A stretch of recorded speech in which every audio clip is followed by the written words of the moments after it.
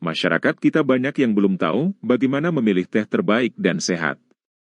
Teh yang baik dan sehat justru ada di bahan mentahnya, yakni pada dua pucuk daunnya, bukan seperti yang dipasarkan selama ini. Baik, terima kasih. Izin perkenalkan diri, saya Agus Setiadi.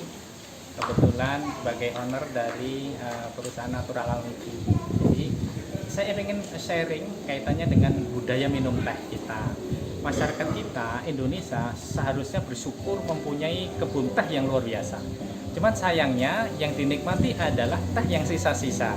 Yang terbaik kita ekspor ke luar negeri, masuk ke Indonesia lagi. Nah, teh yang menyehatkan adalah teh yang kita petik dari bahannya kuncup dan dua pucuk daun. Nama tanaman teh itu Camellia sinensis assamica. Itu bisa diproses menjadi 4 macam teh. Satu, white tea, ini kuncupnya kita petik sebelum matahari terbit, fungsinya untuk anti aging biar awet muda. Kemudian ada teh green tea, fungsinya untuk slimming dia, rasanya sepet, jadi daun itu dipetik, dikeringkan, udah bisa dinikmati. Kemudian ada oolong tea, dipetik itu daun, dikeringkan, dimasukkan ke ruangan, kita atur suhunya, jadilah oolong tea. Fungsinya untuk pencernakan. Ada teh yang banyak dikonsumsi masyarakat dunia, namanya teh hitam. Jadi daun teh yang kuncupnya ini sama dua pucuk daun teratasnya kita oksidasi. Itu nanti rasanya jadi air bening. Kekuatannya sebagai anti kanker dia, anti bakteri dan virus. Nah, budaya minum teh masyarakat Indonesia itu masih level nikmat.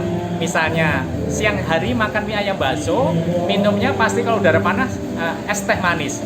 Jadi ayam bakso minyak lemak, kemudian minumnya dingin, minyak ketemu dingin beku, ya. Kemudian teh yang diminum kebanyakan adalah serbuk kayu batang teh. Ini kebanyakan ada di teh-teh celup. Ini sepet.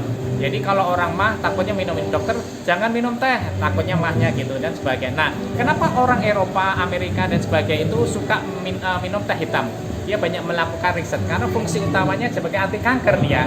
Apa bahannya? Tadi kuncup, daun muda yang kita petik sebelum matahari terbit, kemudian kita oksidasi alami sehingga rasanya seperti air bening.